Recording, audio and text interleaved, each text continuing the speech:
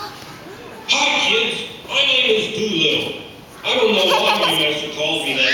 Maybe it's because I like to eat and sleep a lot. Sometimes I'll bark at a cat going by just to let him know who's boss. I do like my master. He takes good care of me. Sometimes he saves me the best scraps from the table, or he'll leave a little meat on a bone once in a while just for me. Sometimes in the evening he'll go out for a walk. As soon as the door opens, I perk up my ears and listen for that special whistle that tells me I can go too. When I walk next to my master's feet, I always feel safe. Sometimes I even pretend I'm a mean dog, and all the cats have to stay out of my sight or else. This one night that I was walking with my master was different from all the others. I'll never forget it. It was a very dark night, and there were so many people in the streets. I had to stay right next to my master's feet because I was afraid I'd get lost. I looked up to some lights some men were carrying, called torches, and all the people seemed to be going the same way. It hurt my ears to hear all the loud talking and shouting. All the people finally stopped, and I could see a little bit better now. Some men were shouting something, and their faces looked real mean. They were saying, "He says he's the Son of God. He must die. Let's all shout, 'Crucify him! Crucify him!'" I didn't know why they were being so mean, or who they were yelling about. And then I saw him. It was a man I'd seen before. Yes, I remember. It was that kind gentleman that rode on a donkey into the city the other day. The people were nice to him that day. They were singing to him and made a big parade just for him. But this night they were being mean to him. He had a different look, and there were ugly sharp thorns in his head, and he had blood on his face and his back. He didn't even yell back at anyone, but he just stood there and looked at all the people with a sad face. They just kept screaming, "Crucify him! Jesus has died! Crucify him!" But nobody said why. I tried to bark at them, but they didn't even hear me. I felt sad that I couldn't do anything to help. I was afraid too, so I just leaned over against my master's legs where I felt safe. Then they brought out some big pieces of wood that were shaped like a cross. They looked very heavy. The mean soldiers made this man Jesus carry it down the road on his back.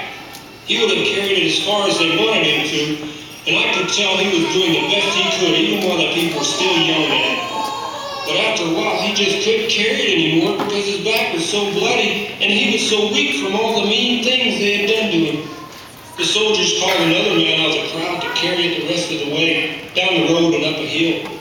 Soldiers walked next to Jesus, and at the top of the hill they laid the cross down on the ground. Then they threw Jesus on the cross and on his back. I didn't like the way they were treating him, and I said so, but they still didn't pay any attention to my barking. They went right on doing something so awful, I hate to tell you about it. I'll whisper it. They put nails in his hands and his feet and nailed them right into the wood of the cross. Then one of the soldiers shouted, "Lift the cross up." The soldiers pulled that cross up so it stood up with Jesus still on it. Then they put the bottom of the cross down into a hole in the ground. My master stayed there for a long time, and once I heard Jesus say, "Father, forgive them. They don't know what they're doing." Well, I thought they sure knew what they were doing. Jesus was up there a long time on the cross. I found myself snoozing after a while. I don't know how long I was asleep, but I woke up when the ground began to shake. It was very dark, and there was loud thunder and lightning. Oh, I wish I was back home in the doghouse.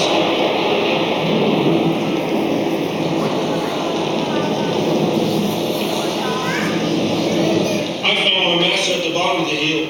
He was sad, and he said, "Why did they do it? Jesus never did anything bad in his life." Then he turned around and headed for home.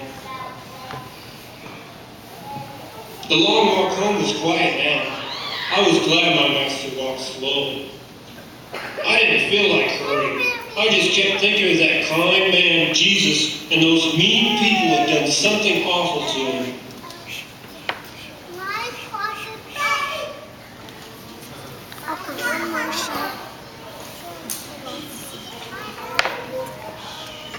All right, there's something wrong up here, though. This next part, that was a very sad part of the story, wasn't it?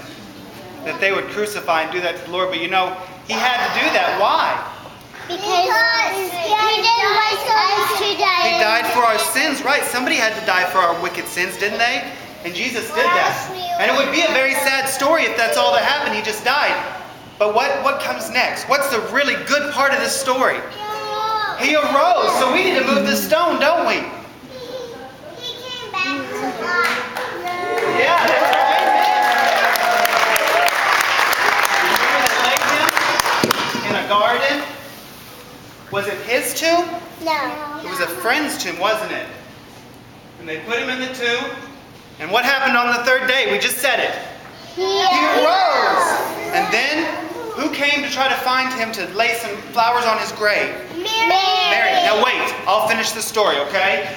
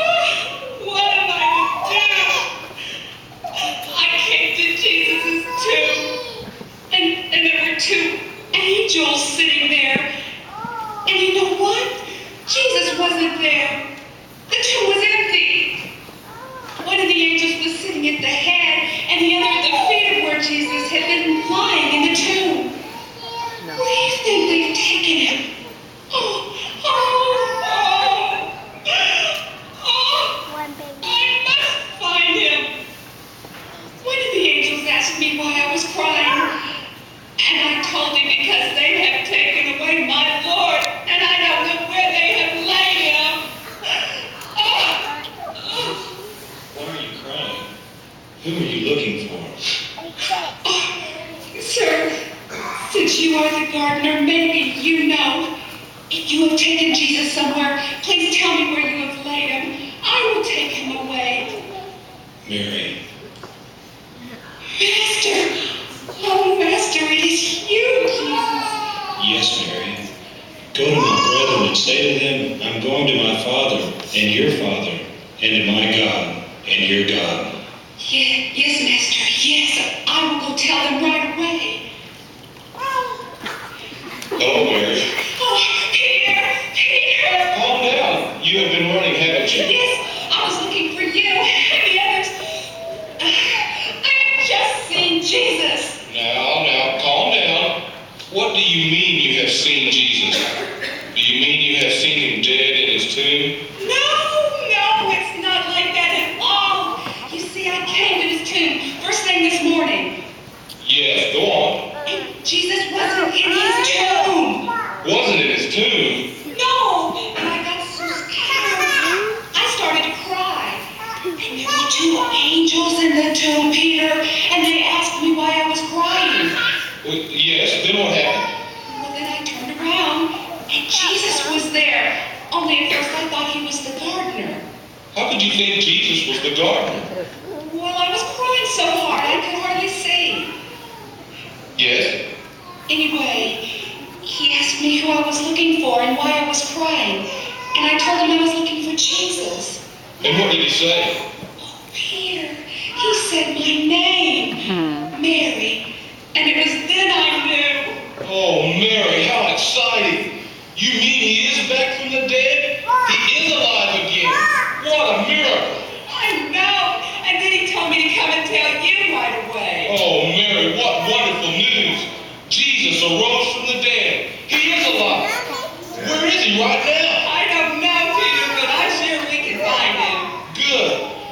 Now let me think a minute. First, we must go find all the others. Thomas and Andrew and John and all the rest. Oh, won't they be excited? I should say so. And then we will go find Jesus to talk to him. So let's hurry and find the others. Come on. You must go with me so you can tell them just